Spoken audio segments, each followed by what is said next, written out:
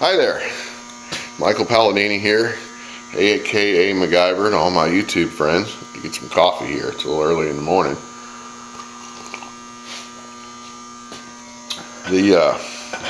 What we got here today to work on is a 2002 Ford Escape, and it is having some interesting little issues with the check engine light, and it's giving us a bunch of codes. We got we got all the codes for the oxygen sensor heating circuits.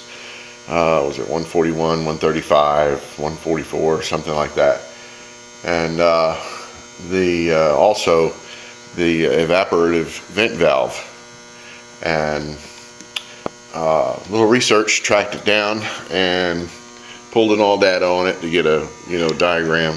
And what you have is the heaters for the oxygen sensors and the evaporative vent valve are all in the same circuit with a fuse, and that fuse was blown. And so we got a short somewhere, so we got to find out why we're blowing that 15 amp fuse. Now I'll use this sensor as an example. Most of your cars now, they have all 4-wire oxygen sensors, and 2 wires are the sensor, and then 2 wires are for a little heater that's built in, and that heater helps the oxygen sensor warm up to its operating temperature quicker, because in order to sense oxygen in the exhaust, the sensor has to be at a relatively high temperature. So otherwise, without those little heaters, the engine would be running, maybe almost a third of the time, without being able to control the emissions because the exhaust temperature isn't hot enough. So, theoretical scenario would be getting in the car, driving to the grocery store, and coming back, and little 5-minute drive or something slow. The exhaust temperature just wouldn't get that hot. So, anyway, so what I'm looking for is an electrical short somewhere, and I could go ahead and just, the first thing you want to do is pull all the sensors, connectors, and test the heaters themselves to see if one's shorted out. Because if one shorts out and blows a fuse, of course, then it takes all 4 of them down. But in looking at all the sensors, I found an interesting prospect here. Looked like they had an alternator put in this car at some point, and you can see the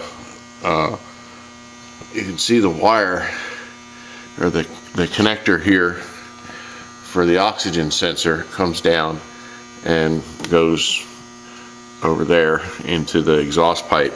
This is the bank 2 sensor 2 is what this one is.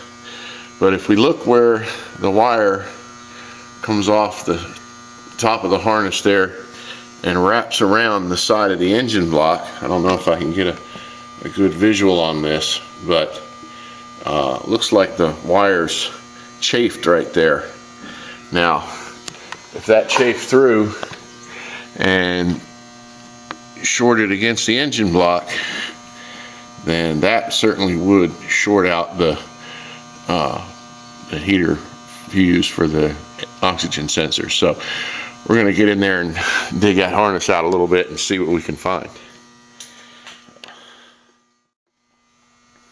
Okay, I can't have a YouTube video without a barn cat in it, so we'll have to introduce Carmela, a little orange troublemaker kitty. So she hears a train coming, but you can see she's really upset about it. What you doing, Carmela? Oh, you gonna talk to me? Interesting little tidbits, Cats don't meow as a normal part of their behavior. They only do that to appease us humans, according to the experts. So, anyway, get another sip of coffee out of my ultra cool new TARDIS coffee mug.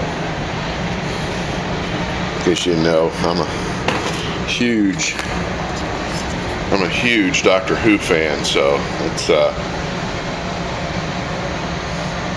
thought it was really cool when I found this TARDIS coffee mug. I think actually Tammy found it for me. But anyway, really, Carmela? You gotta knock everything over? Only a cat. Anyway, I think we're on to something hot here. Finding this little electrical gremlin. And I'm gonna try and get in on this as best I can, but this wire right here, okay, has a break in it right there. Okay, and looking at the electrical diagrams from the schematic I pulled off of All Data, the heater circuit wire is orange with a light blue stripe, and lo and behold, this wire is orange with a light blue stripe. So that's the wire that was bent around the side of this sharp corner on the engine block right there. So we might have just found our little gremlin. So what we're going to do is we're going to fix that, repair that break in the wire, and then insulate it real good, reroute it, and so it's not pulled so tight against the engine block like that. A possibility is maybe, I don't know, looks like the alternator may have been replaced at some point in its past. I don't know, maybe they got in there when they had that alternator is a bear to get to, so maybe they you know, pulled or tugged on the harness. I noticed all the little dammits, that little pop-in dammits that route the wire were pulled out, and if they rerouted the wire incorrectly, you know, pulling too much tension on it, rubbing it against that engine block, that would certainly cause that problem. So, and it would explain our problem, you know, short circuit to ground, blow the fuse, and, you know, poof, check an engine light. So anyway, we'll just move along here. Okay, so I'm back from the auto parts store and got me an assortment of different kind of fuses and stuff, and I replaced the heated exhaust gas oxygen sensor fuse, which is on this vehicle right here. And what was happening before, as soon as you would replace the fuse, I don't know if you can even see that or not, but it is definitely blown. As soon as you would put a fuse in there and start the car up, it would blow that. It would blow that fuse once it tried to put current to the oxygen sensors. And that same circuit feeds all four of the sensors. In addition, it also uses the canister purge valve for the fuel tank, or canister vent valve they call it on the Ford Escape. And in a previous shot there, I showed you that bit on the harness that I found that was messed up and was shorting against the block. So we fixed that, and I put a new fuse in and started the car and let it run for a minute, and lo and behold, it did not blow the fuse. So that tells me I do believe we've got this problem licked. So now we'll put all my shields and covers and everything back on. We'll have to pick it back up in the air here, and once we get everything back together underneath, then we'll put the computer, the scanner back up to it, and run it through a battery of tests and make sure everything works. So stay tuned. Okay, now what I've selected here is all the stats that have to do with the oxygen sensor heater controls. Now you can see that this is the current monitor for the heaters in those oxygen sensors, and that tells you what they're pulling, or a relative indication of it anyway. And we have that, and then we scroll up a little bit here. We've got, you'll see where they turn on and off randomly. That's to just maintain the temperature of the sensor at a range where it'll work and read right. And then now we have the heater control. You got one for each sensor.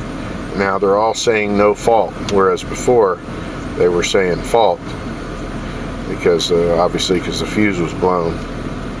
So all that's working properly now, and we're getting current indications here that those electric heaters and those sensors are actually drawing current, and it's all in the milliamp range, so that's good.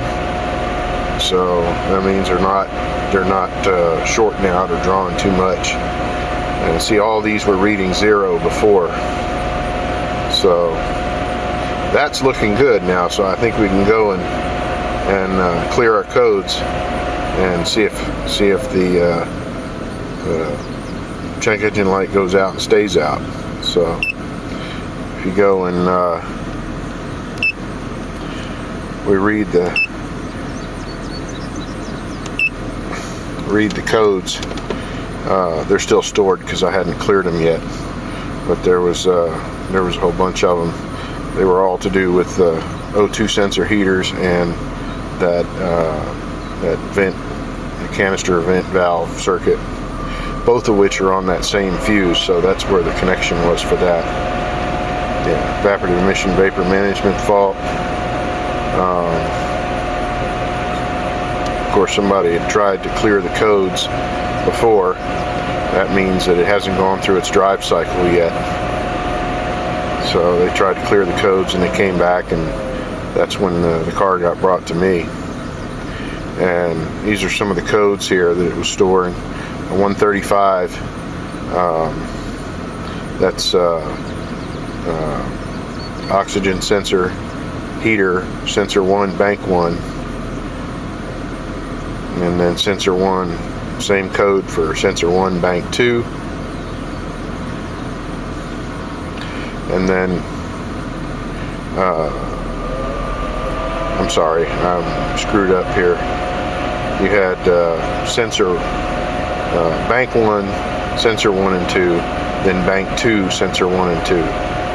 So usually when you have a fault like that for all 4 sensors at once, it's highly unusual that they'll all be bad. It's usually an electrical issue further upstream, which in this case, if we look at the schematic diagram, and this is why it's important, I pull an all data on these cars when I work on them, because you really need the wiring diagrams anymore, and you need good wiring diagrams, not generic representations that you get in some of the cheaper manuals. But our problem that we found, that I showed you in the previous shot, was that was on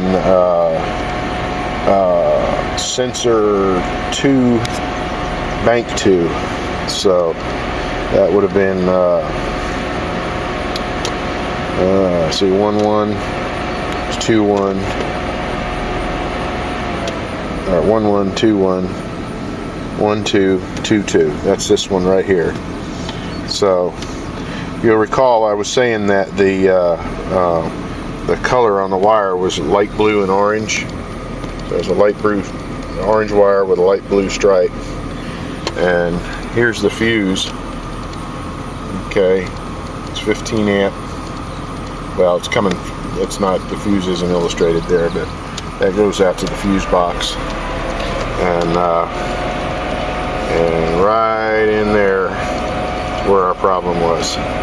It was shortened to ground there. And of course you can see that takes out all the rest of the sensors too. So anyway, let's clear the codes and see if the problem comes back.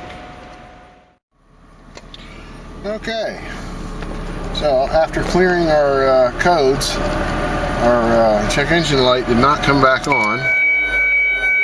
Shut the motor off. See, that's the check engine light right there. And it goes through its little test and shuts off, and of course seatbelt light's on because I'm not buckled up in here. But I'm gonna say, you know, we'll drive it around and bounce it around in the driveway a little bit, make sure we don't shake anything else loose that might be potentially causing problems. So, and double check everything, and I'm gonna call this just about fixed.